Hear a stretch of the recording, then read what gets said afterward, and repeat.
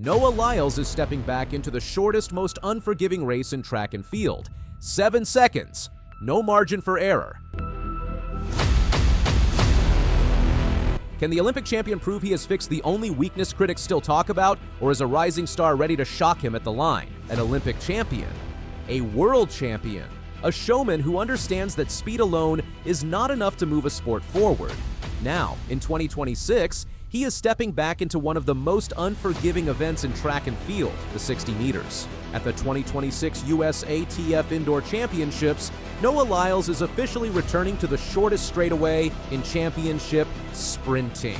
After a relatively low-profile start to the year, fans have been waiting, not just for a race, for a statement. He has already promised that 2026 will be a fan year, unexpected races, big matchups, no holding back, and this decision proves he meant it. Because the 60 meters is not his comfort zone. It is his challenge. Indoor sprinting strips everything down to essentials. There is no curve to settle into, no time to build momentum over 200 meters, no room to correct mistakes. The race is over in less than 7 seconds. One bad step out of the blocks can cost the entire final. For years, Lyles has been known as the master of transition and top speed. In the 200 meters, once he rises out of his drive phase and opens his stride, very few athletes on earth can match him. His cadence smooths out. His posture rises. His arms settle into rhythm. Then the gap appears. But the 60 meters does not reward patience. It rewards violence out of the blocks. It rewards reaction time measured in thousandths of a second. It rewards the ability to stay low, powerful and controlled through the first 30 meters before gradually rising into top speed. That is why this race matters. It is a test of the very phase of sprinting that has sometimes been labeled as the only area where Lyles can still improve. If he shows explosive early speed indoors, the implications for the outdoor 100 meters are massive. The stage is set inside the indoor arena where every sound feels amplified. The crowd sits close to the track. The noise bounces off the walls. When the starter says set, the silence becomes heavy, then the gun, and it is over almost as soon as it begins. Lyles will not be alone on that line. Across from him stands one of the most intriguing young sprinters in the country, Jordan Anthony. Anthony represents the new wave of American sprinting. Young, explosive, fearless, built for short distances.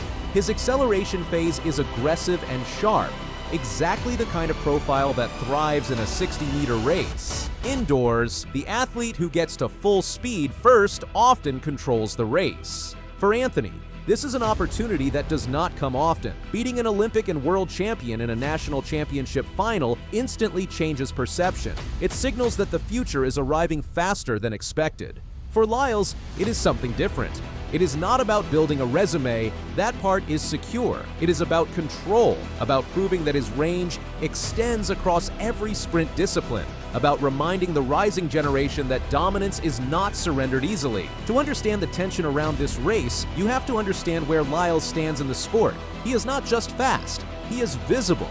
He embraces attention. He speaks about legacy, about entertainment, about growing track and field into something bigger. Some athletes avoid the spotlight. Lyles leans into it. Declaring 2026 a fan year was not random. It was a deliberate choice. It tells the audience that he intends to compete often and against the best. It tells rivals that he is not picking safe races. It tells the sport that he understands the need for drama. Returning to the 60 meters is part of that promise. Because indoors, there is nowhere to hide. If he stumbles, the replay will show it clearly. If he reacts slowly, the clock will confirm it. If he wins convincingly, it will send shockwaves through the sprint community. Technically, the race will come down to 3 phases: the reaction, the drive, the transition. Lyles must react cleanly to the gun. Elite sprint finals are often separated by hundredths of a second. A reaction time above average can immediately place an athlete behind the field. Next is the drive phase. For the first 20 to 30 meters, sprinters stay low, pushing backward with powerful strides. The torso is angled forward, the knees punch aggressively, arms drive with tight precision. This is where Anthony could be dangerous. His natural explosiveness suits this phase. If he gains clear separation early, it forces Lyles to chase in a race that is nearly over. Then comes the transition. Around 40 meters, athletes gradually rise into upright sprinting posture. This is traditionally where Lyles shines. His ability to maintain relaxation while increasing stride frequency is world-class. He does not look rushed, he looks smooth. That smoothness translates into speed. If he is within striking distance at that point, the race becomes his to take.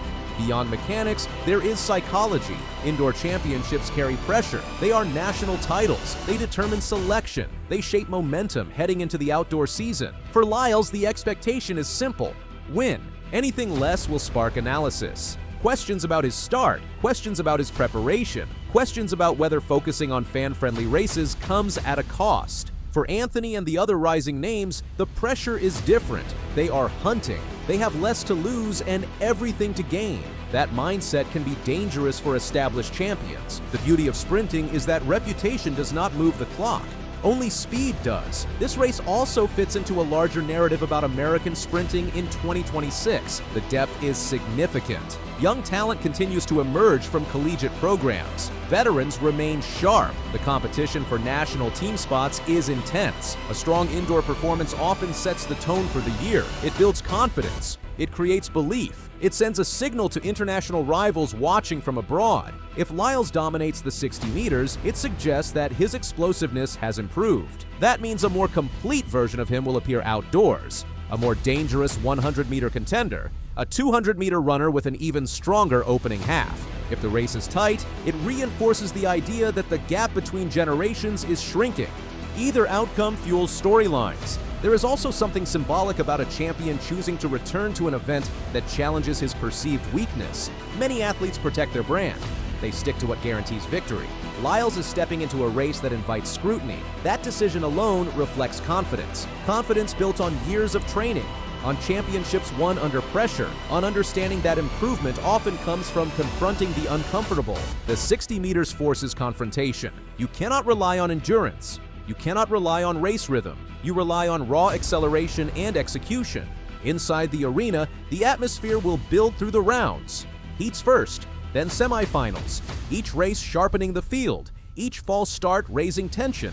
Each qualifying time setting expectations for the final. By the time the championship race is called to the line, the energy will be heavy. 8 lanes, 8 sprinters, 1 gun. Lyles will settle into his blocks, hands placed carefully behind the line. Spikes digging into the pedals, eyes fixed down the track. Anthony will do the same, aware that a fast start could shift everything. The starter will command silence, set, then the crack. In that instant, all analysis disappears. Training cycles vanish, predictions fade. There is only motion. For fans, this is why sprinting captivates. It is simple and brutal. The margin between victory and defeat can be less than the blink of an eye. A lean at the line, a slightly faster reaction, a cleaner transition. Lyles understands the spectacle of it. He understands that the sport grows when stars race often and race boldly. By choosing the 60 meters at the USATF Indoor Championships, he is delivering on that understanding. He is giving fans uncertainty, and uncertainty creates excitement. Looking beyond this weekend, the result will ripple outward. A commanding win reinforces his status as the premier American sprinter across distances. It builds momentum heading into outdoor meets. It warns rivals that even in short sprints, he is evolving. A narrow victory keeps the conversation alive. It suggests room for growth and fuels anticipation for rematches. A defeat would not erase his legacy, but it would ignite debate. It would energize challengers. It would add layers to the narrative of 2026. Every scenario strengthens the sport's drama. At its core, this race is about ambition. Noah Lyles does not need a 60-meter title to validate his career. He has already secured Olympic gold and world championships. His name is etched into sprint history.